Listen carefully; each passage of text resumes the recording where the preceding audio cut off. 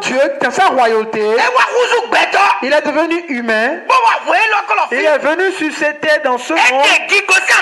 Il a enlevé l'habit de gloire. Il a enlevé l'habit de royauté. Il est devenu un simple homme. Et par le ventre d'une femme, il est venu sur cette terre. Il a fait son travail.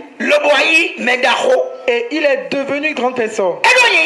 Cela veut dire, pour devenir grand,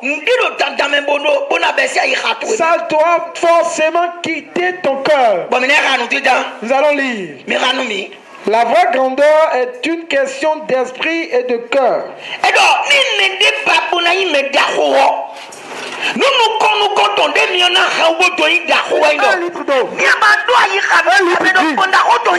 tu n'as pas le cœur de grandeur, si tu n'as pas l'esprit de grandeur, ce te sera très difficile d'être grand. Avant d'être une grande personne, il faut d'abord avoir l'esprit de grandeur. Il faut avoir le cœur d'une grande personne. Quand ces deux ingrédients suffisent, cela t'aidera à être. Quand tu le fais bien, tu seras grand. Lisons dans le livre Éphésiens chapitre 2 verset 3. d'Éphésiens 2 verset 3. Éphésiens chapitre 2 verset 3. Je lis au nom de Jésus. Amen. Nous tous aussi, nous étions de leur nombre. Et vous vivions autrefois selon les convoitises de notre chair.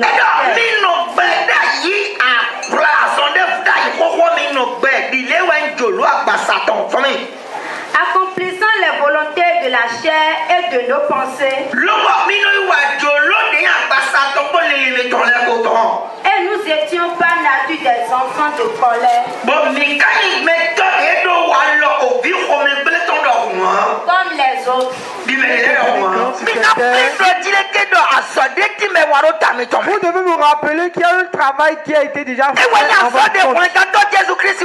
Et c'est le travail là que le Seigneur Jésus a fait. Et vous devez vous rappeler que vous n'êtes plus comme ceux qui sont dans la chair. Vous devez agir comme eux.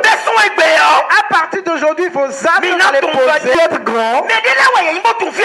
Ce sont des gens qui connaissent leur destination. Celui qui est grand, celui qui aspire la grandeur, c'est une personne qui pense déjà, il sait déjà ce qu'il a à faire. Il sait connaître sa destination.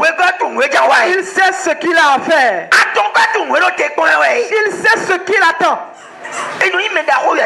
On n'est pas grand qui veut.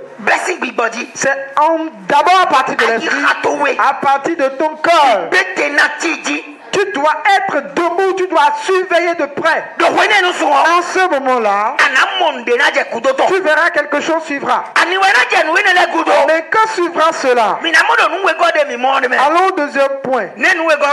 La vraie grandeur exige que nous devions apprendre à devenir grands dans la foi, dans l'humilité, dans la conformité à l'image